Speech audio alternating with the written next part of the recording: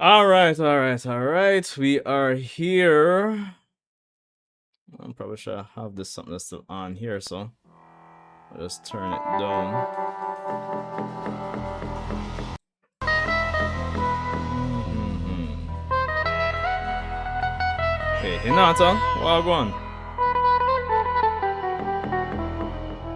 All right, all right, all right, all right. Turn down the music. All the scenes looking all right for the most part. Okay, that's over there. Bada bing, bada boom. This wire up on this scene should be over on the right, to be honest. So this should be me and that's yeah, and that should be over there. Bada bing, bada boom.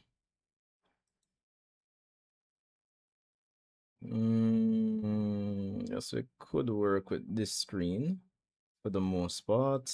Make sure all these things are on. Mic,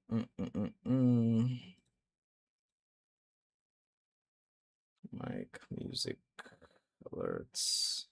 Cool, cool. All right, I think things are looking good. How is the audio sounding to you guys? Let me know as well. Audio check, testing 1 3 1 3. Let me know, let me know. What was this again? F11 or F12? No. 1 second. 12. Am I looking for again? So no. Full screen. Yeah. Cool. All right. I think we are good to go. Don't see any of you guys saying any issues in the chat for the most part. I think we're Gucci. Are we Gucci? Are we?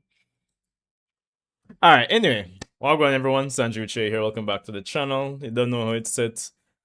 Boruto Two Blue Vortex manga chapter 35, and why we are here in June, another month. It's crazy how we complain about the monthly schedule for this, but sometimes when the chapter actually gets here, it's like, wow, another month is here already, right? I don't know if I'm the only one that actually experiences that. I think it would be safe to say a lot of persons do experience that for the most part. But yeah. Well, welcome, people. All right, eat lunch, or was work, school, or if you just chilled for the day. How did that go for the most part? You can let me know. Of course, shout out to those of you who will be joining us after the fact. Okay, audio is good. Respect Obito Senpai. Respect, respect, respect. That's good. All right, cool.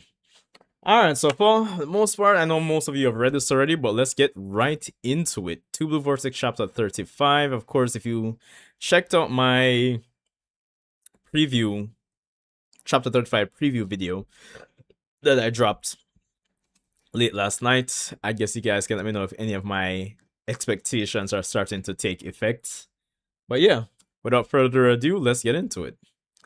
So, chapter 35, titled Cute. All right, Mamushi has died. Just the look on Hidari is like, big whoop. Driven by instinct, he gave into his desires and ended up burning out. Warped as it was, this too seems to be a form of love. His philosophy on life was that we divine trees would thrive as a species. While it incited excitement inside me, you could say it was no more than an animalistic, short-sighted, base mindset of an imperfect life form. Hidari, what do you think? About his thorn bulb? It was a shame, but there just wasn't enough time. That wasn't the case with Matsuri or Ryu. You could have collected theirs if you wanted. That is also true. Like you did mine. So why didn't you? I mean, the answer is clearly obvious, bro. From the start, you two were the only Shinju that really mattered. In the grand scheme. The others are just to make up numbers. And I mean, I guess in Mamushi's case, that's, hyper literal, but, I'm just saying. So why didn't you? Or rather, Why did you bring me back? Hmm. Good question. I've never pondered the issue, but just now, when I try to imagine a world without you in it, I experience feelings of sadness. Okay, that's interesting, don't you think? Um, why would Jura specifically single out Hidari? Apart from me joking about them being the only Shinju that really matter at the end of the day, but I'm trying to think why would Jura really single out Hidari? It's like he has that quote unquote special connection with him. Hmm. Anyway, apologies. Did I gross you out again? Yeah, it gives me the ick. Forgive me. Don't disappear on me, you hear? It's icky, but weirdly, I'm okay with it. Really? Okay, okay. For some reason, this final scene's very. I like it. It's very expressive of Jura. Very. I actually like it. I actually like it. What the? Are they seriously? Thank you so much. Alright. Shirashi Optical. New glasses, I guess. Alright, at least my vision is back now. And Uzumaki branding. Like I suspected, it is Boruto. Alright, Boruto, what are we saying? Boruto. Must be flying, dog. Might just be aura farming, dog. This is crazy. Yo. 1 second. That. Alright. What the heck? At at all times? Yes, at all times. So you mean like when I'm sleeping and when I'm bathing too? Even when I'm contemplating on the toilet? That's right. Whenever the need arises, I'll call on you through that toad. So you must always be ready to activate the mind transmission and mind transmission formation jutsu at a moment's notice. That is your mission. That's good timing. I'm almost at a stopping point in my work. Alright, Kawaki, what do we have? Motto. Jura did pull up the leaf with him in chapter 8. Jura seems to enjoy his company. Yeah, true. But yeah, in retrospect or in hindsight, he brought only Hidari, right? He didn't bring Mamushi, he didn't bring Matsuri. I guess that's one indication. Maybe some subconscious thing there. But I'm still wondering why would Jura single out Hidari? I think it still has to be something more than that. Um. Mm, mm, mm, mm, mm.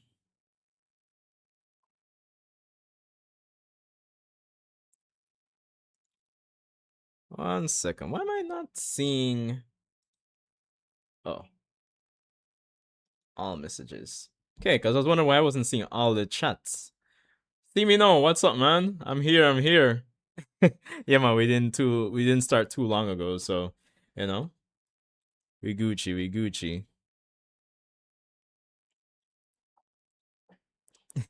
No, but honestly, even the panel with Jura from earlier here, with him just smiling, I thought it was really expressive. I actually liked it. But anyway, Boruto aura farming, and we were here at Kawaki. Can you wait 1 moment? I'm just about done. What's up with all these toads? Their core base is identical to Kashin Koji's, but these are special units I customized for me. As you know, they're all scientific ninja tools, not living creatures. You can even shrink them with Sukuna Ikona, and I have complete control over them. They're rather cute, don't you think? Cut to the chase, Amato. You didn't summon me here just to brag about your toys, did you? Of course not. Take a look at this, will you? The screen shows the system controlling your combat abilities. It's like it's like this man is Robocop or something. Your current parameters are attack oriented. It's 85% offense, 15% defense. Hey, only 85%? You chicken bastard, you're still wasting 15%. I said to put 100% into my attack power. Calm down, you damn brat. You're the one who pathetically overheated at a crucial moment. It's thanks to that 15% that you're still alive and able to stand over there. Yeah, because this is what I was thinking about or speculating when he initially said to put everything into offense, right?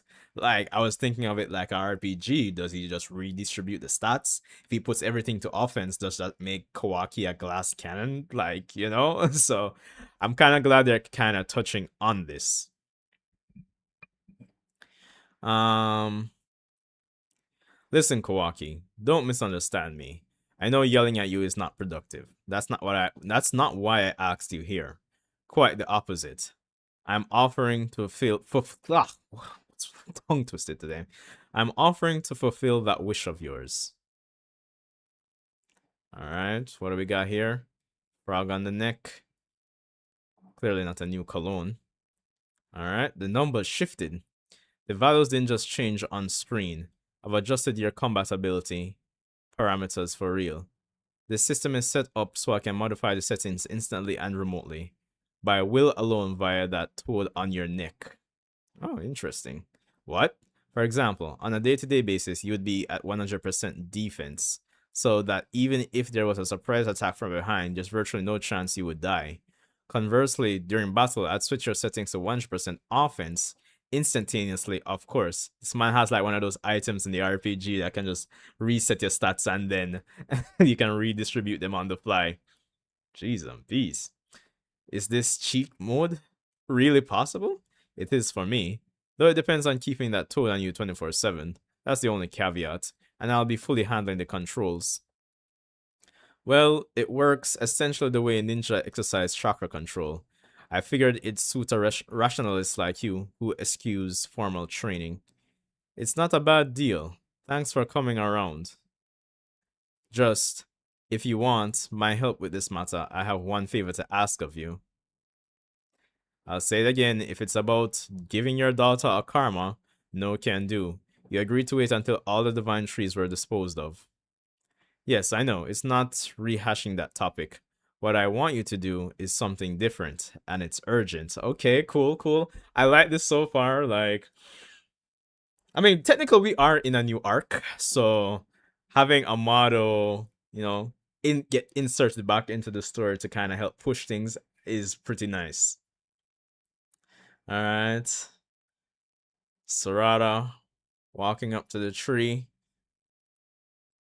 You'd think this is Attack on Titan. Sorry, I was afraid to be interrupted in the village. I'm just envious that you can fly. I'm relieved that it seems like you can see alright. Well, for now. And you see, this is what I was saying last night in my video. Like, have more moments like this, more downtime, where we can just have see Boruto and his character, like, navigate different, you know, interactions. Let's see more of his character. Well, for now, and it's nothing compared to your right eye. Huh? Why bring that up now? I never got to properly apologize to you. So I'm sorry, it must have been rough. Well, it wasn't easy, but honestly, so much was going on back then that my eye was the least of my worries. And hey, it makes me look cool, right? Like, totally badass. You dummy. Yeah, that you see, that's some of the old Boruto coming back out. I like it. I like it. I like it. Someone might get a Titan power. Yo, bro, I'm telling you, the tree is, yo, if you go back up and look at it, like, who knows? Maybe Eren, maybe Eren is buried under there. You never know. But I really like this. You know, this is what I was asking for. Code's gonna come after me? Probably. Seems he plans to take you hostage and give you to the divine trees to be used as bait to lure me to them. During our battle against Mamushi, Code quietly left claw marks all over the village. We are now in a situation where he can appear anytime he wants. Our only option is Kawaki shrinking them with Sukuna Ikona, but it'd be a challenge even with the whole police force helping. Plus there's a risk of him eavesdropping. I get it now. You brought me out here so that Code couldn't listen in. Yeah, there's that, but I also wanted to give these to you. Ooh, aren't these... Sarada, the reason I told you Code's scheme, it was not simply to tell you to be careful. Sarada, I want you to let him capture you. Okay, interesting. He'll likely take you straight to their base, but don't worry. I'll fly right to you using those symbols I just gave you. Makes sense, makes sense. A reverse trap. That's right. Similar to basically to what he did at the start of this the series, with putting the frog on code with the marker and all of that jazz and blue so he could get over there. That's right. Listen, wherever code ends up taking you, just drop those symbols as soon as you arrive. Why? So that I can quickly and accurately pick up on the tracker I've embedded in them. Sensing my tracker is harder if you're still holding them. I see. Got it. What else? Boruto? I'm hoping we're successful, of course, but it's a risky plan. Unforeseen circumstances are possible. Just, Sarada, never ever give up hope, no matter what happens. Okay, okay, interesting. Hidari, you've been reading rather avidly lately, and always that one book. Is it really that engrossing? Not reading, just gazing at it. Oh, let me see it. Uh, what is this? There's no text at all, just photos of cats on every single page. That's why I said gazing, not reading. You truly are an odd one. But interestingly enough, thinking about it, didn't the Uchiha have like some cat lady person that helps with their weapons and thing? I'm wondering if that's connected. Might use reanimation jutsu on Eren. Hey, you never know. Jura, what do you think when you look at that thing? When you look at that, what is there to think? Without any text, there's nothing I can glean. You don't find them cute? Bro, it's are these our villains? are these are these really our villains? That's crazy, fam. Hmm. Cute. Cat paradise. What? Why would I think back to Mako Paradise? Like, come on, bro. It's ridiculous. There he is. Hey there, Inogen. Mr. Amado. Here's the data from the battle against Mamushi. It might be useful in the future. Could you give it to him when you see him? Him? You mean Boruto? No, his accomplice, Kashin Koji. You've met him, haven't you? Yeah, but he hangs out in this weird place. So I think it'd be faster if you gave it to Boruto. Oh, but Koji would comprehend right away the significance of this data. Just show it to him. Okay. I feel like Amada has some underhanded scheme here or something. Wait, Kyle? Cats are supremacists? I don't know, man. Are they really? And yeah, Granny Cat for real. Yes, Uche use that store for ninja tools. Yeah, yeah. That's what I'm saying. I feel like it's because something from Sasuke coming through in Hidari there. It's unusual to see Mr. Amado outside. Yeah, that is true. When last has Amado even been outside? Thinking about it. So what's supposed to happen next? Actually, I have never once seen this scene, and still no prescience updates. We're in the dark. Huh? Then, what should I do with this flash drive scroll? I'll still take it from you, but just to be safe, I'll wait to check its contents until after my next update. Make sense? Makes sense. Because if we know the outcome beforehand, there'll be nothing to worry about. Alright, Koji. Reverse summoning. Nah, no thanks. Oh, one second. Why can't I exit? 1 second. Okay, there we go. Scroll back down.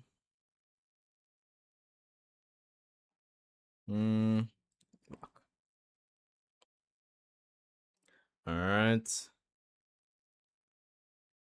Wait. Let me take this in properly. One takes up the flash drive. Senses something.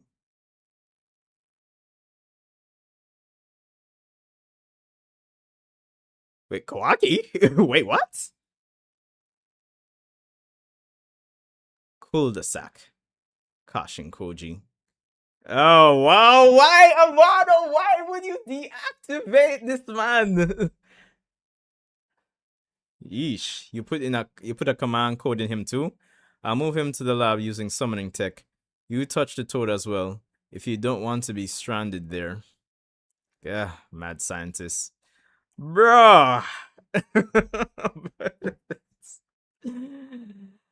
I am seriously wondering what Amado has up his sleeve now, fam. Cause I mean, yeah, man, I wonder what Amado have up him. Like, what is the end goal here? Huh.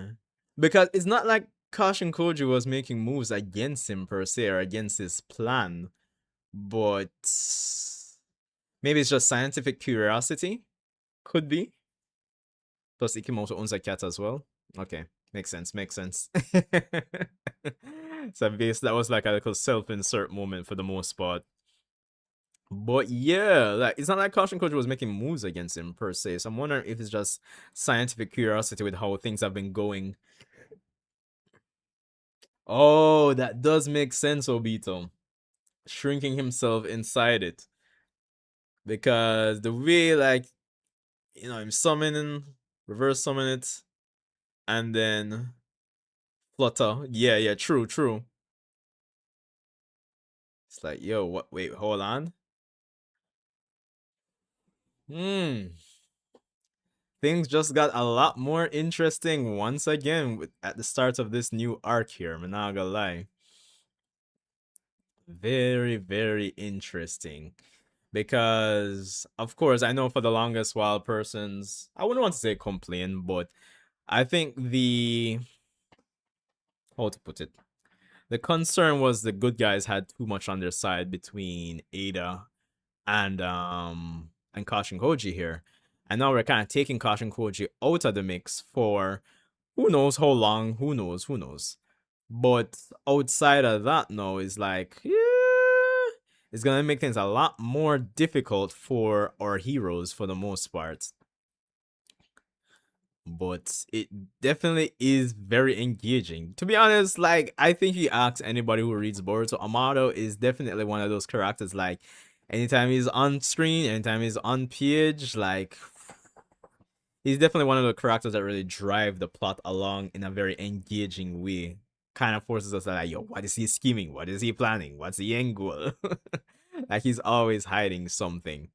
Um, but for the most part, outside of this, I thought this was a very interesting chapter in terms of my expectations and predictions, which again I did talk about in my video that I put out last night.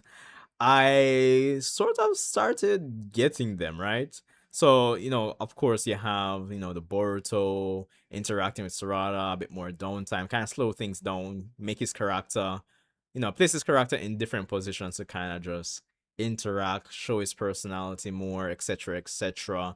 And we did get a bit of that old Boruto there, right? Like, especially the way he was even talking about the scars, like, yo, you can see that, how should I say that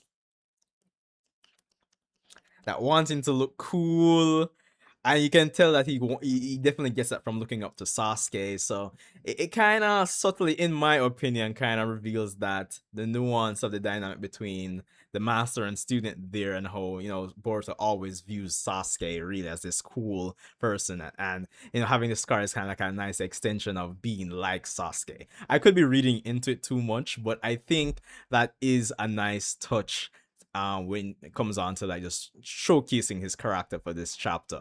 So that's definitely a plus. Jura and Hidari, I mean, for the most part, they were always like a fun comedic duo to me. Like, just like the interactions and like the blank stares after one of them says something that gives the other the ick, as they put it. I think that's actually like always funny to see. Um, but outside of that, outside of the comedic aspects, I think, and due to the nature of their character and them kind of trying to, grow into themselves, for lack of a better expression. I'm still curious. why Jura has that special connection with Hidari specifically compared to all the others. So this feels like Ikimoto is kind of setting up this other subplot, maybe? Because in my head, I can't really think of anything else of anything. Because of course Hidari is based on Sasuke and there's nothing, and Jura's the actual Ten Tails. So there's no real historical connection between at least this version of the Ten Tails and Sasuke. So just that. I feel Ikemoto is really good at pivoting when things possibly start to feel stagnant. Yeah, yeah, true, true. I think I would agree. I think what happens more while is that he's good at pivoting, but I think sometimes, and maybe to a certain degree, even the build up. But I think when it's time for something like completely left field, out of pocket to happen, some probably would say he takes the safe route. I think that might be the issue. Probably. Depends on how you look at it.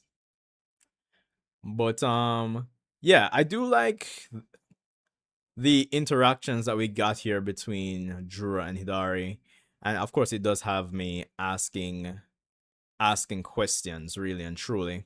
Um what else am I missing? Amado. Hold on, hold on, hold on, hold on, hold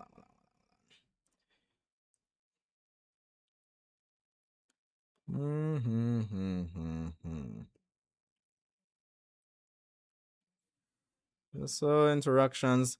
No big setup for like the next big villain just yet, but you know, of course, we're setting the stage for Code to come in and do his thing. So there's that. So hopefully we do get some Code next chapter. Potentially. Who knows? Um, of course, we do have the whole, you know, Kashin Koji having Inojin continue to play a major role, which I do like as well because it's not like it's going to be a one and done for him, which is nice. It's not like, oh, he's the big hero of the last arc and then you had your time to shine. Let's go. You can get off screen now.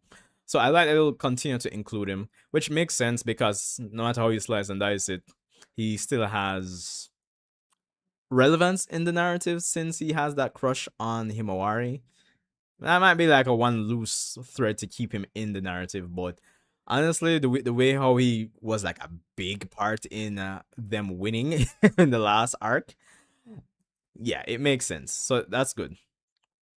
Also, I don't know if you remember or not, but back in Borton Art Next Generation, Koji had a thought to himself if he had a shutdown code. It was back when Amara made his first appearance. Yeah, I remember that, but I mean, it's some payoff, but it's like it's to be expected. It's not like some world-shattering payoff in the grand scheme of things, right? Like we see how Amado rules, so it's like it's payoff, but not like big payoff. So yeah. Of course, you have Kawaki's stats. Um, but no, to me, I still don't trust Amado. Even with him being able to necessarily say control Kawaki's stats like some RPG from the frog. I don't know. I feel like there's something else built in. Something else, to be honest. And like, as he says he can do it on the fly, right? Can instantly and remotely. And of course, I would imagine there's some cameras in that toad as well. But what if it's a case where, I don't know, something happens to the toad and he's in 100% defense mode? What happens then? Kind of wondering if Kawaki will find a way. Because, you know, Amaro compares it to, hold on, let me see if I can find the line. Fully handling, yeah, so he mentions chakra control, right?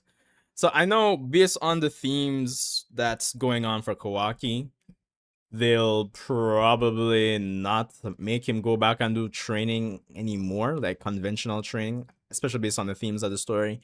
But I'm wondering if he'll come to the point where he'll like, yo, okay, I'll figure out how to control my chakra so I can adjust my stats myself. I wonder if it can necessarily work like that. Yeah, yeah, because it's something I've been actually asking too. Wait, Millennium? Wagwan, man. Live and direct. Um, live and direct.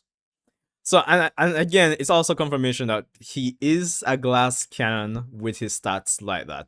But I'm wondering if it's setting the stage for him to eventually figure out to adjust his own stats via chakra control on the fly. Because I don't know, for me, I feel like I would definitely prefer that instead of just maybe work with an outside source for adjust it. Or I don't know if it has to be that way due to his scientific ninja, embeddings or enhancements. Wait, Arashikage? Yeah, man, you're late, man. But we there still, we just discuss and give your thoughts on the chapter for the most part. Um. So yeah, yeah, and of course, Boruto, in terms of his plan to but then again, hmm, I'm wondering what is the long-term plan here, because well, then again, Boruto has karma. He has Momoshiki on his side. No. So I'm wondering if it's a case we'll get, Boruto versus Jura round two. Because I'm thinking to myself, even if you teleport over there, what is your grand plan for beating Jura, Boruto? That's the next thing, no. A question. And Koji's missing limb was fixed by someone. That is also true. That is also, unless Koji is some scientific genius himself as well. Um, but yeah, maybe we could get some answers into that as well. I am looking forward to seeing our conversation between Koji and Amado for the most part. I don't know. I thought this was a pretty solid chapter. Potential, I would say, even 8 out of 10. Really and truly. Really and truly. Am I missing anything? Because if I really think about all the positives, the interaction between our current set of antagonists, um, kind of dropping or pivoting or having us as the audience asking questions in terms of why does Jura care about, say, Hidari more than the others? And beyond me joking about it, at the end of the day, let's be real, folks. Again, Hidari and Jura really and truly were the only Shinju that really mattered at the end of the day. From day one, to be honest, in the grand scheme of things. Um, but it has me asking questions, really and truly. Why? And of course, Hidari himself is asking. He's asking the questions we're asking because, again, yeah, when he came onto the field to fight Boruto, he could have gotten Matsuri and Ryu's bulbs as well, right? So, why? Really, truly. So, something to engage us and something to hopefully look forward to. And hopefully, it's not a disappointing answer or something like that. Like, I don't know. So, I'm kind of wondering.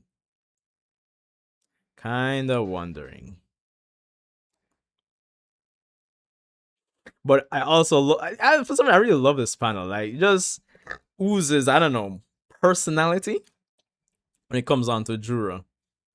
Like, but Yoda, you care. Oh my god, it cares about what I think. So yeah. So I definitely love just the expression, the interactions, us asking questions and all of that. I mean, the more personality these characters get, the better, because yes, I am also one of the persons that kind of feel like the villains have been a bit, they're cool, interesting lore-wise, but similar to Boruto's character in terms of how it's been portrayed in Two Blue Vortex, I still find it lacking. So the more personality they get, I think the better in the grand scheme of things. Even though I still subscribe to the idea that they still need to start setting up for the next set of antagonists for the most part. Of course, the interaction between Boruto and Sarada is great, I would say. Um, I know I haven't watched Melo's latest videos talking about Boruto being trash in terms of his character. But I myself have expressed like not bashing Boruto's character, but just expressing my concern in terms of that his character was just kind of lacking beyond the superficial stuff when it comes on to Two Blue Vortex. So just to even see a glimmer of what I was hoping for in this chapter when it comes on to just a bit of the old Boruto coming out and just the things that you can kind of get from even that small interaction between him and Sarada with just talking about the scar, making the plan to get let Sarada get captured so they can go over there. Just the things that kind of come out. I'm like, yeah, yeah, yeah. Just like this panel right here. Yeah, that's definitely Boruto like shining through the cracks in terms of part one. And yeah, like you can see just how much, in my personal opinion, how his dynamic with Sasuke since day one, and especially over the last 3 years, have kind of impressioned on him, left a mark on him. So I think it's good. I think it's good. And of course, Sarada, having this little downtime. But of course, again, I'm wondering if Boruto, since he has karma now, he's like, yo, listen, I'm at full power. I can beat Jura. I'm wondering if he's banking on that. But more than likely, if it's the two of them, it's more than likely going to go for Boruto versus Jura and Sarada versus Hidari, more than likely. So that's going to be interesting. I don't know how Code is going to fit into the picture, but I guess we shall see. Of course, the next major thing in this chapter naturally is the Amado stuff. We'll get back to the cats. We'll get back to the Neko. But the next important stuff, of course, is the Amado, Kosh, and Koji stuff. That's big because that kind of pivots the story in a direction that it's never been in since Two Blue Vortex started, where we no longer have Kosh and Koji kind of rallying or kind of guiding things um based on prescience, right? So that's going to really and truly shift the story into uncharted territory. More risk will be involved in every decision that a lot of the characters make. But then again, it also depends on what Amado plans to do with Kashin Koji. Because it could be like a just one chapter thing, and then they talk, it's like, oh, I have this ability, oh, this is gonna be necessary, and you just let him back out. So it could end up being a case like that where prescience probably won't be like out of the picture for too long, but it could also be the latter where it is, and then it makes things even more interesting for the characters and the story going forward. So I wouldn't mind Caution Koji being out of commission for a little while. I think that would be interesting. And then when Boruto goes back to the base, who knows what's going to happen? Maybe he'll blame Code. I don't know. So that's the thing.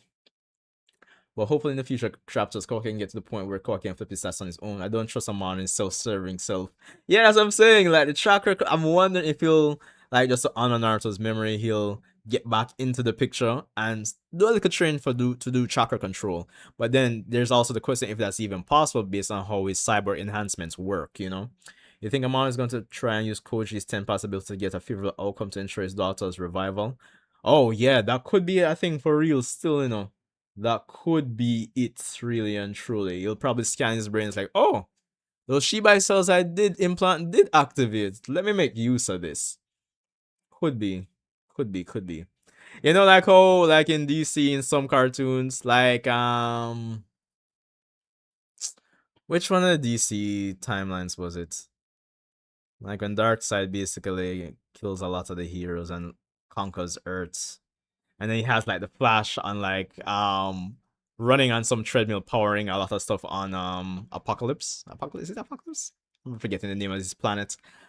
It would be kind of like Amado have Kosh and Koji hooked up in his lab and he's like, I can see the future. You know, something like that. Amado might be the second to final villain in the series. I have a feeling Akibi will be the last villain. And the chapter made Kawaki even more OP. True, but he's also a glass cannon, so there's nuance to it. Yeah, Apocalypse War. Yeah, yeah, yeah. I can see Amado like having Kashin Koji strung up and just using him. I don't know how I feel about having Akibi and Amado being the two final villains. I'm not sure.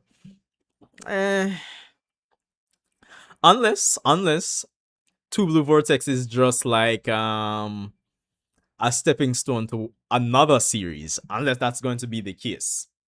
Because one thing I've always criticized Boruto for, I think outside of like Jigen and Ishiki and Code and like the Shinju and all of that, like with the shadow of the Otsutsuki cast on the story, I think that's a perfect way to put it. I think Boruto has kind of stride for the most part through it's worked through interpersonal conflict on the good guy side. You know what I mean?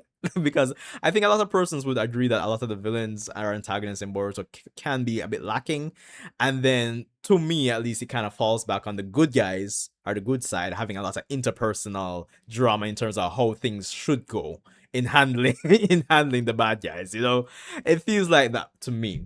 And Two Blue Vortex kind of feels like that as well.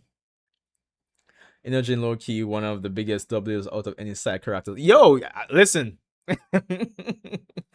I completely agree. Completely.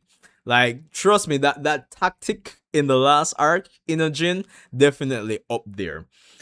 Similar to Boruto, you just need to kind of explore his character a bit more. And I guess we'll get that through his dynamic with Himawari. Kawaki and Amado were the MVPs this chapter, I felt. Would you say MVPs? Like, I don't know. I'll have to agree or disagree with that based on what Amado plans to do after this. That's all I'm saying. My opinion, Momoshiki and Jigi and Shiki were great villains. Uh, I think Jigen initially, yeah. I would say Jigen, fine. Um, Jigen as in his true form with Ishiki, not so much. To me at least. Momoshiki, if I'm counting just the Momoshiki or the Chunin exam arc, it's alright. It's like, oh, more people like Kaguya. But if I'm really and truly counting everything Momoshiki related throughout Boruto, I think, would I say great? I think he's been a fun antagonist to have. I think so. Fun. I don't know. For me with Momoshiki. It's simultaneously fun, disappointing, interesting, ass, like all at the same time. Like for some reason, bro. Like the man just funny to me, to be honest. They push the plot forward. That's a double in my book. Yeah, man. This chapter definitely solid in pushing the plot forward. And in the grand scheme of things, this is a new arc because where did chapter 34 end again? I feel like I've totally forgotten.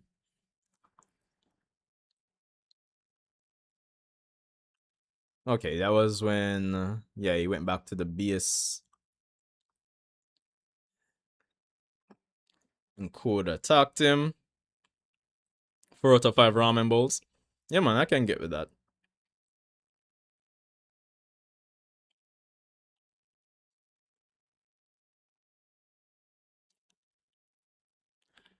Four out of 5 ramen bowls sounds about right.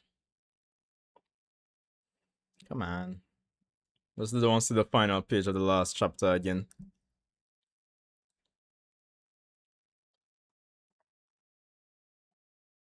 Da da da da da.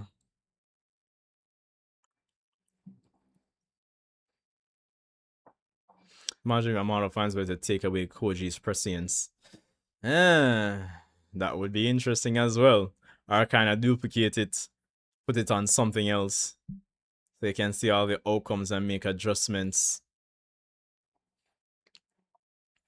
I mean, it could end up being that for real still. Could end up being that for real.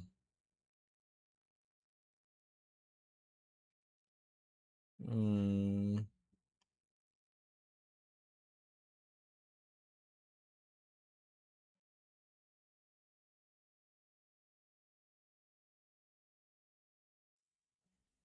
Okay, so we ended up with Bug dying. Okay, cool.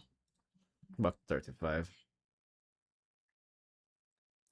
Yeah, man, I agree. Obito. Like, I think it was the right move, especially just to kind of pivot things for this new arc.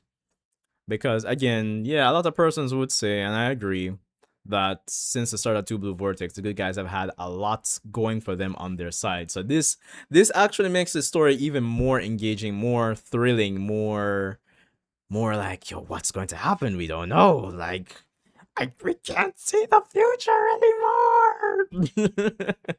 So, it's interesting because again, this will be the first time that the story has been in this state for the good guys. But again, don't jump for joy yet because who knows? It could just be for one chapter. Who knows?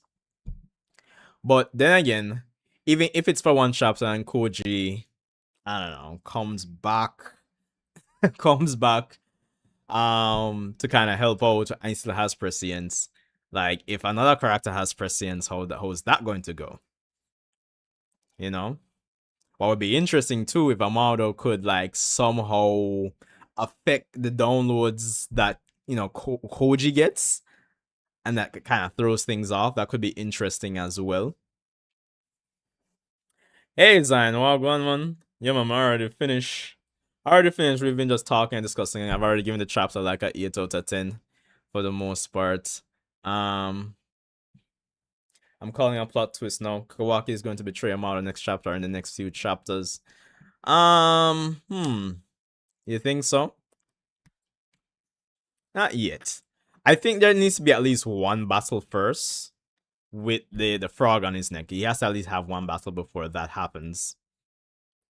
So I missed it. But yeah, when Koji got killed, I finally felt how Spider fans felt when Iron Man stopped being there to hold his hand.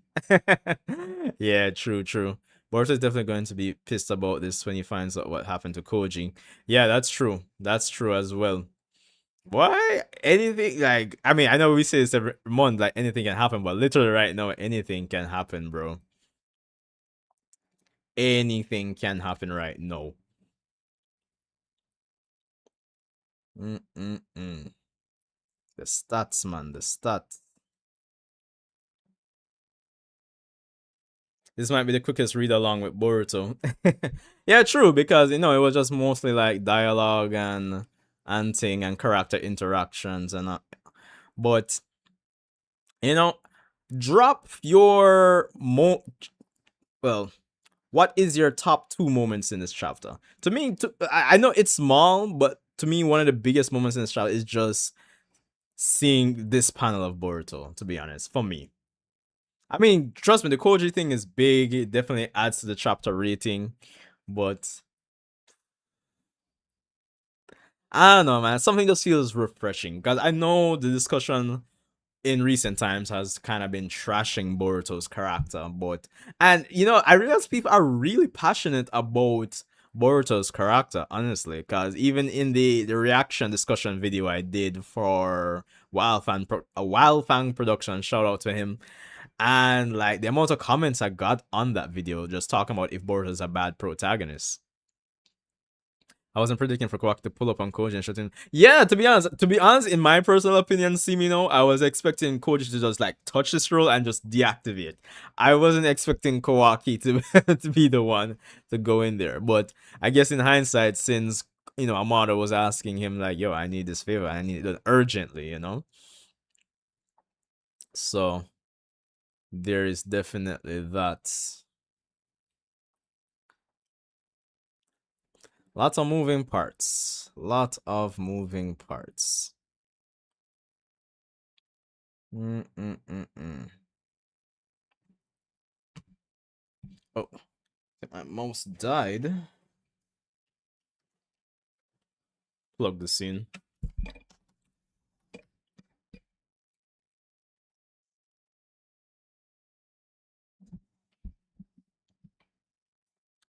Hey, Pokemon, well gone.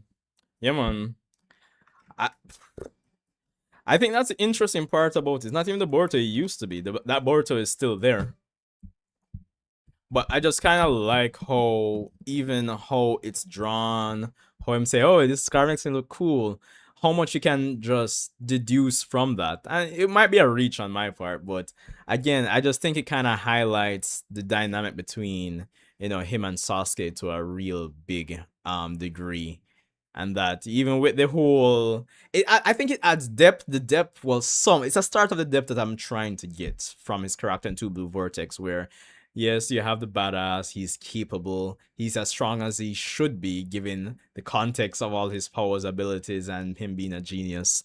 But at the same time, like when you keep getting that over and only that over and over and over and over and over and over again, it starts to feel a bit superficial with no depth. It starts to feel hollow. So getting to see this and me doing these little deductions, it kind of feels like there's more depth there to his character in Two Blue Vortex. Like the old Boruto is still there. So it's good, it's good, it's good. The frog on Kawaki's neck, the age of Scarwaki, Scarfwaki is upon us. Oh wait, yeah, that's true, that's true, that's true. Because in the flash forward, he has the whole scarf, right? Yeah. You're onto something, Obito. I mean Zion. I want more downtime in TBV. Love these types of chapters just as much as the action. Yeah, man, I'm telling you, man. Because I know a lot of persons like would want to believe like, oh, it's monthly, and I know, don't bash me, but I'm going to compare this to Attack on Titan. But I feel like even comparing this to Attack on Titan, which was also monthly, right? Because I think between seasons 1 and 2 of AOT, that adapt up from chapter 1 to chapter 42, 43, and we're almost to 43. So it's almost like, well, the board shouldn't really have any excuse, right? To be fair, we didn't get much depth of Sasuke and Shippuden. I feel like once we got to Boruto Part 1, he started to show some depth. You would think so? Would you really say that? What do you guys think about that comment by Simi now, in terms of not really getting much depth for Sasuke in Shippuden? I don't know if I would really necessarily agree with that. I mean, probably if you had even said like along the lines of you only got the depths maybe by the end of the Naruto versus Sasuke fight in the Valley of the End, at the end of Shippuden. But even then, I would say I'd still want to go back a bit more, because you've kind of look at the nuance. A move by Kawaki, so much can fall apart. Yeah, that's true, Pokemon. True, true. But I'm here for it. I think it's good. It's good. But really and truly, it's really and truly chapters like these make me say like, I don't know how much longer. Like, no, not no. Let me rephrase that. It makes me feel like the story is going to go on for quite a while. Because okay, we have Jura, Hidari, and Code. Cool, you have those three. On the good side, we have Kawaki, Amado, and Akiwi potentially to deal with later on. Mm, I'm not even really counting Ada and Damon just yet, but and that's if Ikimoto doesn't decide to introduce something else. To me, I looked at Sasuke as more of a warlord archetype, and he's always brooding, but later on in the series he gained more depth to me, unless I'm missing something with him back then. When I think about it in Shippuden, of course you had the whole revenge against Itachi, etc., at the start. I know he wasn't willing to like kill persons really and truly if they weren't Itachi, or if he didn't really have to. Um I mean, there are small tidbits of it, and I think it's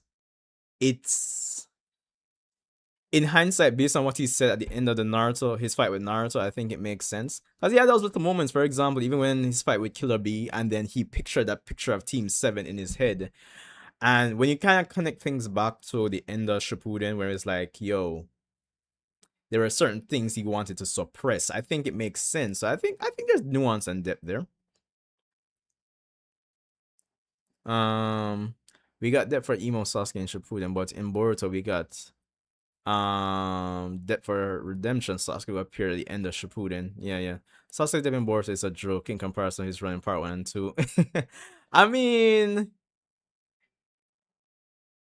in terms of the extra, any extra depth in Boruto is, I mean, at this point, Sasuke is pretty much a completed character, really and truly. In Boruto, it's more of like exploring the nuances of being a parent and balancing that, balancing family and shinobi duty, really and truly. And at least still carrying on that, Itachi code of being essentially the shadow Kage. What I mean, depth is that he started showing more personality, having a nice dynamic with Sarada and Sakura. Okay. Really. In part, we didn't know why Sasuke wanted to kill his brother. I don't think until no man, we definitely knew why he wanted to kill Itachi. They did let us. We were made aware that Itachi killed the clan, yada yada yada. So we knew that from part 1, man. We definitely knew. And of course, we did see him kind of struggle with like if he wanted to leave the village or not from part 1, even though they didn't really like go like highlight that struggle for long, but you know it's there. Even going back to even say the fight between with Gara in the forest, and it's like, yo, I don't want to see my comrades like die again like that. Stuff. Look at moments. You kind of have to kind of look at the little moments with Sasuke and kind of like just put them together, and then you will see. I don't know if we'll get more Shinjus, but I don't know about the whole thing with code. It seems way too risky. Personally, I don't really want more Shinjus, to be honest. It's kind of like I think even this chapter in a roundabout way is kind of aware of of itself, like we don't necessarily need more Shinjus. Like at the end of the day, I was joking about it, but I think it's true. Jura and Hidari, really and truly, were always the only Shinju that mattered in the grand scheme of things. And I think this chapter in itself is kind of even telling on itself, admitting that that's true in the grand scheme of things. So I don't think we'll necessarily get more Shinjus. I could be wrong, but if we do get more Shinjus, it has to make sense, fam, because more Shinjus to me is just going to like almost pointlessly like extend the narrative right now. Boruto Sasuke is just post heel turn Sasuke. Sasuke is a highly complex character. He was the main character after Naruto. Half the story follows him. True. Because I remember like reading and watching Naruto back in the day. Like, this is like 2007, 2008 and beyond. And it's like, when one story arc done with Naruto, then the next story arc is Sasuke focus and just, yeah. So he has depth. Definitely. Cole's got to collaborate with the Shinju to get this done. He can't get it done by himself. Yeah, that's true. That's true. I'm kind of hoping to get like a Code flashback, hopefully sooner than later, because I think Code is another character who, based on what we've heard in the community through interviews, Code should have died a long time ago. But if he's still alive, I think we need to start getting more depth with him. Because this man just be taking L's, bro. It's actually crazy. Actually crazy. But I wouldn't be surprised if, again, Jura and I guess by extension Hidari, they're both interested in the chakra fruit too, which is another crazy thing to me, fam. Because again, one thing when it comes on to Boruto and Boruto Two Blue Vortex, it's interesting lore-wise with the experimentation that's on display when it comes on to the elements between karma, the Otsutsuki, the Ten Tails, yada yada, and that's what we have with Jura. The Shinju them wanting the chakra fruit for themselves as well is a next big development. What happens when the Tentails that's been mutated eats its own fruits? And what if it eats its fruit? Does it signal something to like some Otsutsuki deep in space? Like, no, it's like some blasphemy went on, something that shouldn't exist, type of deal. What makes Boruto's character so good to me is that he only knows the superficial stuff about Sasuke, not his past, and what he went through. So Boruto found it so cool how he was his dad's rival. True, true. But we don't know if during the 3 years if he talked about his past with him. So, but for all we know, yeah, that would be true. If Jura says he wants to experience every type of love, what stopped him from making another female Shinju? That is true as well. Fair point, Zion. Want to be like him, so why Boruto feels so superior is because he doesn't know the sad past of Sasuke and his clan. That could be another thing as well, you know. And maybe through Sarada's eventual, fight with Hidari, maybe more will be revealed because I don't even know to what degree Sarada knows about the Uchiha clan's past either. So it could be interesting if Sarada and by extension Boruto learn more about it and then more about Sasuke. And then eventually that kind of makes Boruto want to reframe his character a bit. Maybe, just maybe, I don't know. That could be another way of looking at it.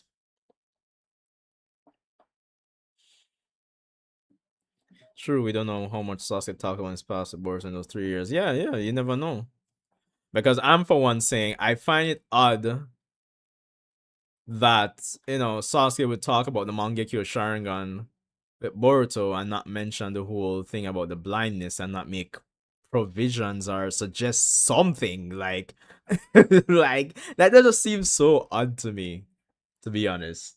So I for one think we Boruto probably did get a lot more like talkings with Sasuke in terms of his past and all that jazz and blues. Since we have downtime right now, we should get another peek into the time skip. I think Sora knows more about Uchiha Clan due to the anime. I know, like, early after the moment she... Oh, is it? No, no. This would be after the initial arc in the anime. She did go to the library, and then certain information was kind of just blocked off. That's all I remember anime-wise in terms of Sarada's knowledge. Or at least trying to get knowledge about the Uchiha Clan.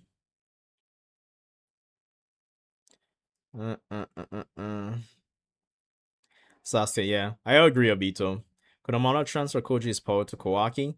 To be honest, Pokemon, like, at this point, I think anything's possible, fam. Really and truly. Because really and truly, maybe all Amano would have to do is just, take some cell samples from, Kashin Koji, who's now, awakened stuff from Shibai. Probably just needs to implant those specific cells or DNA that has been like probably can like do some analysis, take some samples and say, oh, you know, Kashin Koji's cells now or his DNA looks different from when I initially implanted Shiba's DNA. And probably he can just transplant that into somebody else and then somebody else has prescience more than likely. Do you think Sakura will come back next chapter like she did in 34? Personally, I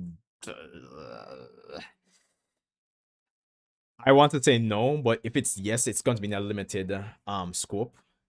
I mean, again, I've talked about the whole issue of legacy characters like not being in the series for some reason. Like I've talked about it a lot in terms of it being an issue. Um Initially my critique was like, Boruto only has so many characters it can juggle. Like Ikimoto can only juggle so many characters, right? It'd be crazy for him to juggle the legacy characters. But at the same time, it makes no sense that the legacy characters aren't here or being shown. Like it doesn't make sense. But based on like if I'm going about it historically speaking, I don't think we'll get much more Sakura like that. Maybe some 1 and 2. I mean, last chapter was like the most Sakura we've gotten in a like ever in the manga at least. So I don't know.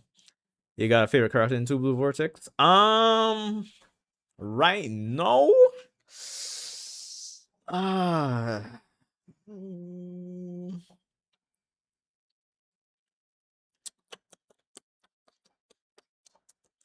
To be honest, no, not right now. I think I still need more time, which I think it's crazy to say, Obito, given that we're 35 chapters in. One thing you learn about me, and I do this all the time, I love converting these monthly chapters into if they were weekly chapters. So 35 chapters in, we'd be basically be like chapter 105 or maybe 110 thereabout in terms of page count if this was like a weekly manga. Inogen really went through it. He got beaten badly by Jura. and put his life on the line a few times in this manga. Yeah, that's true. That's true. That's true. I kind of wish we got more downtime to see how that dynamic between Himawari and Inojin actually came to be, or at least how Inojin came to really like her like that. I think that would make it hit harder.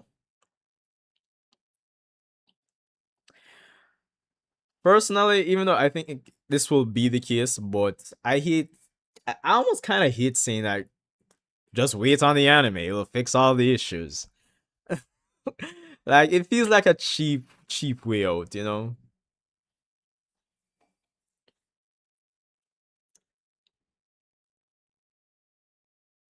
Almost feels cheap,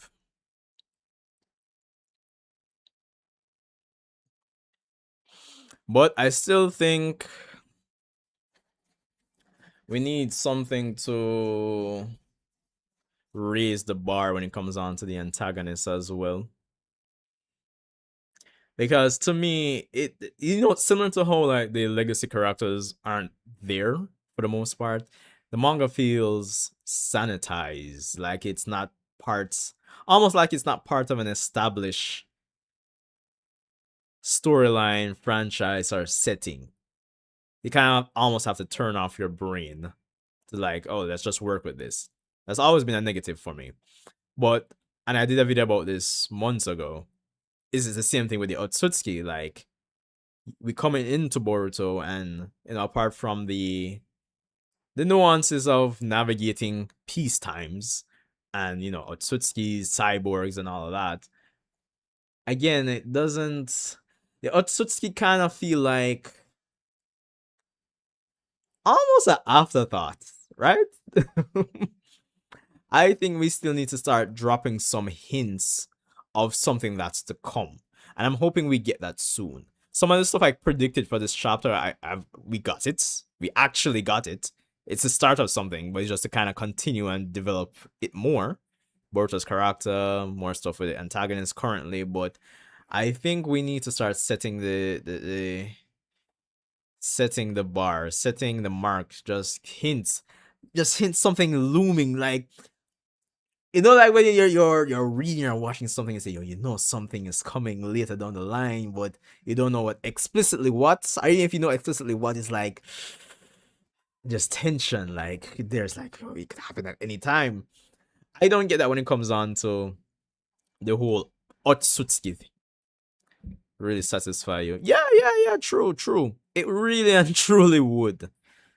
Because that feels like one of the big things coming out of Naruto into Boruto, outside of the other things that I mentioned. The lore, the questions, etc., etc. And don't get me wrong, I do love the interpersonal for the most part, the interpersonal conflicts and drama on the good guys side, that to me is like one of the driving forces when it comes on to the conflict that's in Boruto. But again, the Otsutsuki, they're like the big marketing thing when it comes on to Boruto. When we came in here, right? Let us retroactively justify Kaguya, right? Let's retroactively try to justify Madara being taken out. Come on, man. Yeah, man, Mendoza can still happen. It's kind of like I was saying earlier, like, you never know. Two Blue Vortex honestly could just be another another series, right? And then Two Blue Vortex will probably end at some point. Will end on like some Otsutsuki invasion or something. Let's go to Planet Namek or something, we don't know. And we go to Boruto 3 Blue Vortex. 3 Blue Vortex. Stupid. So you never know. You never know. You never know. Um, for all we know, this could be a stepping stone as well to power up Naruto and Sasuke. Hidari could come to some realization, probably merge back with Sasuke or something. Naruto can come back. Probably Jura and Naruto become friends, and he becomes in the new 10 Tails Jinchuriki for this 10 Tails. I'm just saying. you never know. Probably Drew like, oh, I see Naruto. You were like the gathering place for all the tail beast ones, so you definitely understand, tail beast and all of that jazz and blues. Let's work together or something like that. Did you get the Boruto guidebook? Now I heard about it. I haven't checked it out or gotten it. I see Mello and Ood and a lot of the other guys on Discord talking about it, but I haven't really like sat down to really check it out myself. Naruto explains that it's confirmed that Boruto has Momo's Rinnegan abilities via his karma. That's really good. It makes sense logically, but here's my thing. Here is the thing, and this criticism extends to like guidebooks or guides saying, yo, certain characters have certain transformations in chakra nature and thing like that's nice and all, but it would be nice if you showed that, you know? Yeah, it's like that's nice to know, but it'd be nice if you actually show that in combat, in the story. Actually, I'm just saying that's cool, but let's actually see it. Let us see it. Show, don't tell.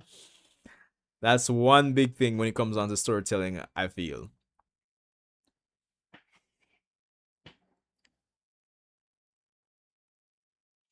So who knows? Maybe with that in mind, maybe Boruto will be like, yeah, I'm confident I can beat Jura. But I still go back to question like his plan to teleport over there. Um, what is his end plan? I mean, he acknowledges that things might not go as expected. Hmm.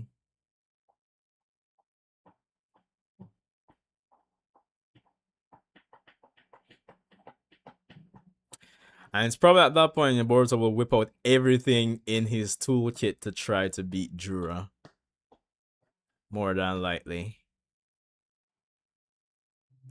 But I guess we'll see. I guess we'll see. Because in my head at least, all things considered,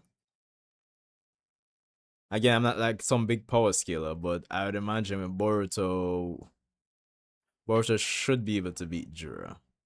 Outside of like, the whole, he can regenerate like crazy. Who do you think had a better showing versus Jura, Boruto or Kawaki? Um, I would almost want to say Boruto in terms of his showing. Because it's not like I don't think like Jura really wanted to like say kill Kawaki, but and then you have Kawaki's abilities. But Kawaki, even I don't think even with the extra 15%, he's not gonna be able to outlast Jura. Because again, we kind of almost basically got confirmation that he's a glass cannon when it comes on to this chapter. So I think with Karma, Boruto should be able to. And if he pulls out all the tricks in his sleeve, you can imagine like Jura blast out a tail beast bomb, my man just like absorb it and then just release it back like twice as strong. He has the Byakugan now. I would hope he has, Kinshiki's chakra weapons as well. So I don't think Boruto is that strong enough to beat Jura. I mean, didn't he brutally get cooked by Jura? I mean, he wasn't doing bad. I don't think he was doing bad against Jura at all, fam, to be honest. But yeah, Jura did cook him, but I don't say it was brutal, to be honest. It wasn't like one-sided to me. But yeah, maybe you're right, Simino. Probably still is gonna need something additional to beat Jura more than likely. Who knows? Who knows? Who knows? Who's our upgrader Kawaki has to fight Jura. I mean, remember when you fought Jura, he didn't have karma as an option. So now he has all of Momoshiki's power right now in the grand scheme of things. And that's also if Boruto himself doesn't unlock. I'm not talking Jogan now. If Boruto himself with, what, 82% or 84% Momoshiki, and then 16 to 18% his unique Otsutsuki DNA doesn't unlock something unique as well. And about Himawari and Inogen dynamic, you get to see it flourish in the anime a little. It's the episodes where Inogen can no longer make paint attacks. Himawari is the one who helps him with that. Yeah, yeah, I remember that episode vaguely. Vaguely. It's just that a lot of these episodes are just scattered like all over the place, you know? Within the quote unquote filler, quote unquote. There's also some in the borderline also Mitsuki noticing it and kind of narrating it. Can't wait for Boruto to game full master of his flying raging. Yeah, that's the next thing though. I personally think Boruto, like the Boruto side of the franchise, like from a animated standpoint, could have benefited from like animating a lot of the light novels like into like TV specials or something. And when you say fully master his flying raging, what do you mean? See, Obito, because remember no, technically what he's doing isn't necessary. I mean, it's the same result, but it's not really flying raging. It's just the Otsutsuki's ability to, open space-time portals and instantly go to somewhere, and him being able to like sense chakra really and truly. So it's kind of like a combination of two things. Yeah, we can call them filler. Man, Melo is hoping Denki, Iron Man, Suboxer make an appearance in the manga. See, this is the thing though, like with characters who haven't historically been in the manga, like if you make them appear, I feel like you kind of have to justify it. Where have they been all this time? Really and truly. So, you know, you have to make it make sense. It's not like with the anime to manga like comparison where in the anime you had the build up for Sumeri say, "Oh, I want to go to the scientific research institute," and then she leaves the village. And then, you're reading the manga and you don't see her at all in the first what 16, 17 chapters, and then she appears, and then you can make the connection. You can, okay, obviously you can know why she didn't appear. No, if you're reading the manga and watching the anime, but it's not like I don't think other characters have that leeway that benefits, at least at the moment. I'm just saying. Me personally, I want Metal Lee to come back. His version has limitations, unlike Tobiramas or Minato's. Yeah, yeah, yeah. All the anime canon characters, Denki and Iwabe, have the highest chance of coming back. They've been in light novels and it should be manga one shots. Yeah, true. I think especially Denki, especially technology and all. Border's gotta come up with seals, jutsu formulas. Yeah, fair point, fair point. That could be another option. Instead of just relying on the the the different like metal seals and all of that physical devices that he imbues his chakra with. Against bringing back Tsubaki and maybe Denki, but I don't know what anybody else. Yeah, true. Plus, the anime has to do so much to set up stuff in the manga. Yeah, true, true. Like to be honest, I wouldn't be surprised if they kind of streamline things and in so no way. I don't want to say kill off the characters, but I mean, I don't know. They have to find some way to streamline it. Or who knows? Maybe they might say it's a soft reboot and a lot of these characters never existed. But nah, that would make sense. That wouldn't really make sense. Oh man. Let me see if I can actually find. Was it Boruto chapter 15? TBV 15, that is, in terms of them explaining Boruto's flying thunder god. Just want to make sure I'm not off the bat here. Oh, shit.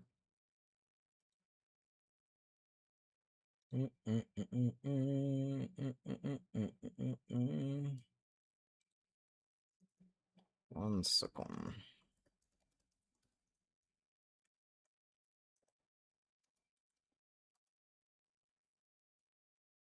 Da.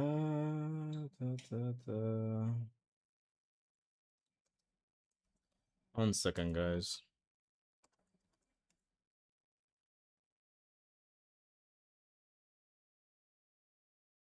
Take out these scan sites.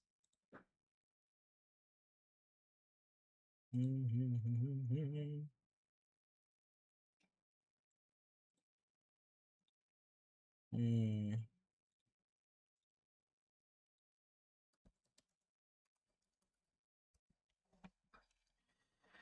What kind of master have we ever seen Boruto use a kunai for flying Thunder God? I don't think so. It's always been the symbols, the ships that he has on his jacket. Don't know where he keeps getting them. I don't know if Kashin Koji has like some foundry or something to, or something to just manufacture more small objects, little trinkets. I wonder why he don't use the kunai as often for flying Thunder God. Remember when he came to the battlefield to Konohamaru? If he used a kunai, it would be look 30 times better. Yeah, true, true. I'm going back to chapter 15. I'm just trying to find one of these scanned sites. Was it 15 or maybe it was 14? Mm, I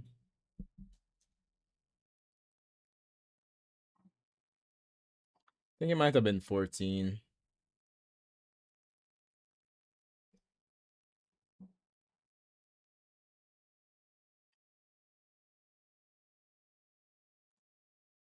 Let's bring this over here.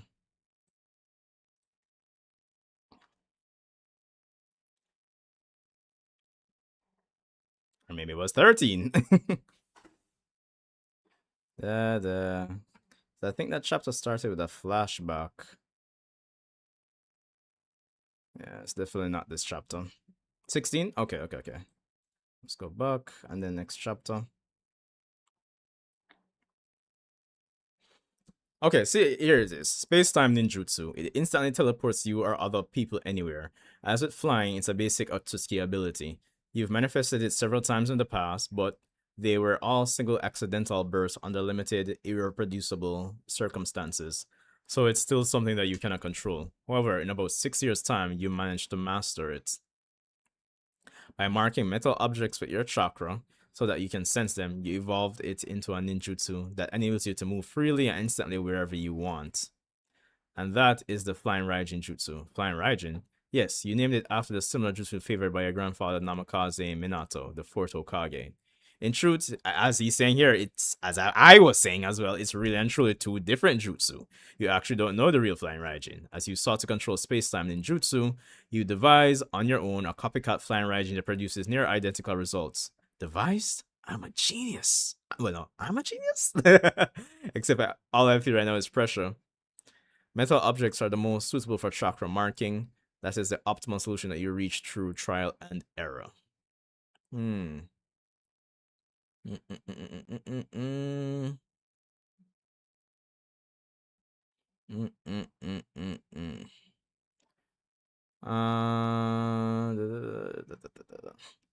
So this blade too, of course, shuriken, kunai, even decorations and utensils. Any metal object can be used for displacement, and if it was within your visual range, the translocation would be easier and more accurate.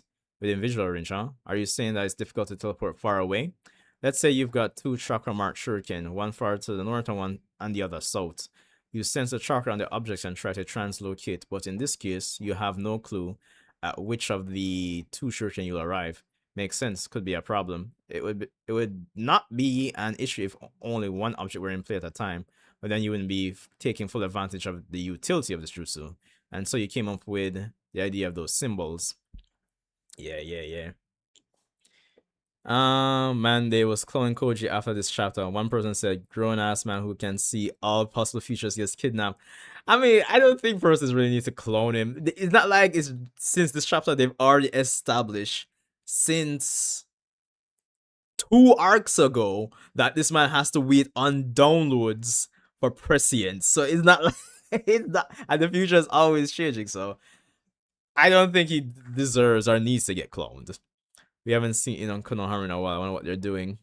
They're on the borderline between you know, present Boruto character and legacy characters. Yes, I saw it. I've seen it. Wow. He's a flying raging like Minato though. By throwing a shuriken in the battlefield, he's done it twice. Once against Mitsuki and the other against Jura. Yeah, yeah, yeah. One thing that comes to me in terms of the whole, but I guess there's extra things you'd have to remember. Bro, he could mark different or even similar objects with a certain quantity of chakra. But I guess you'd have to remember, like, oh, I put like 10 units of chakra in that object versus 2 units, and then that could be another interesting nuance to using this version of Flying Raijin. Come on, man. At least wait till Moega gets out of the hospital, man. We're gentlemen here, man. Established esteemed gentlemen. Yo. So yeah, as I said, it's not really like true Flying Raijin, but it's basically the same, basically, results-wise. The farther you want to place yourself, the greater the powers of concentration necessary. Is, I guess I have a lot of training ahead of me.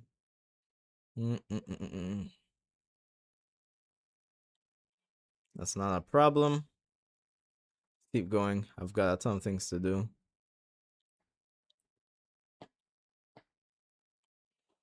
Konohama probably working on a new jutsu and a way to defeat Hidari. Trust. Probably to help out, but I think. But then again, I think obviously it would have to be Sarada, but then again, a lot of person would say Vegeta should be the one to kill Frieza too, and that didn't happen. So who knows? But Konohama definitely could use a win. to be honest. To be honest. Jano. So pretty much just that.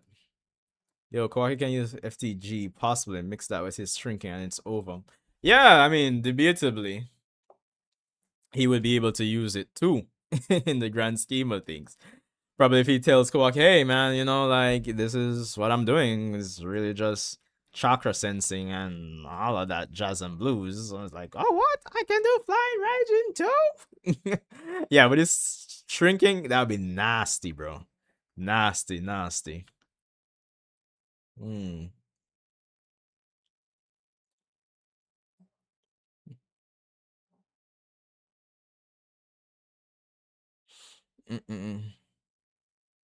When he perfects it, you won't have to think about the object and fight at the same time.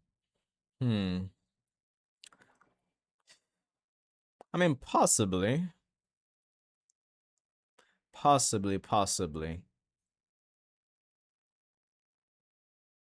I mean, technically, you should be able to just, like, imprint his chakra on. Well, hold on.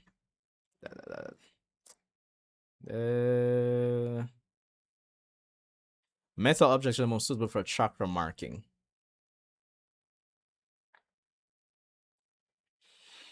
Yeah. Maybe, like, yeah, some seals would be nice where you could actually mark persons, like Minato. Or if he had, like, well, I mean, he's Otsutsuki, he should be able to do all, like, elements, right? Like the Avatar. Maybe it could come with, like, some metal style, metal producing jutsu to, like, just, produce it, mark it, send it into a person, and then you can, like, you're fighting them, and then you're teleporting while you're fighting them because your chakra is all there. Something along the lines of that. I think this is how Scarf Waki is born. I do love the name Scarf Waki for some reason. Has just the right amount of ridiculousness to it. You get the gold seal from Uchiha Sanjay Sayan. Oh boy. Amano is bringing back Koji to the lab, right? What's stopping him from reprogramming Koji and fighting every possible future where his daughter comes back? And finding, I guess you meant. And in that future, he sees Scarf walking and his abilities and tells current Kawaki or something like that. Kidamaki got it when it comes to theories. Yo, that is an interesting idea. Kawaki could get some solid power-ups there because, like, you say, oh, I made this adjustment to Kawaki in the future. Yeah. And that maybe, just maybe, you can find some way to I don't know, square Kawaki's output so he can have both 100 offense and 100 defense at the same time? Or dare I say 200? Kaioken times two. Oh boy. I mean, anything is possible, bro. What? Solid chapter, solid chapter. But anyway, I am calling it that for this stream. One and a half. Oh, I think this is twice the length of my usual reaction reviews, but it's fun. It's fun. Um, so look, I'm really looking forward to chapter 36 and beyond.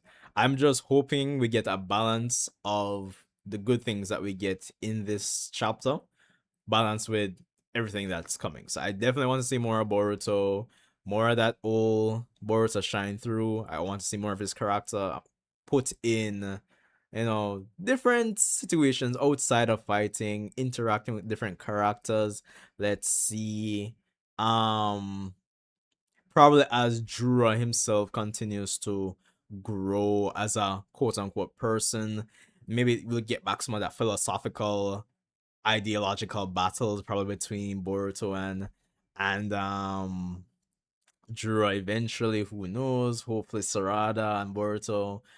Hopefully it will be interesting if it gets revealed that again, yeah, Boruto doesn't know much about Sasuke's past. Be interested to see if Sarada and Boruto get to learn more and that kind of recontextualizes how they view themselves as characters or their dynamic with Sasuke and what it means to be a ninja in this age, all sorts of stuff. So, and of course, the sitcom here that we have with with Hidari and Jura needs to continue above all else. But I am really and truly hyper curious about why Jura cares about Hidari so much.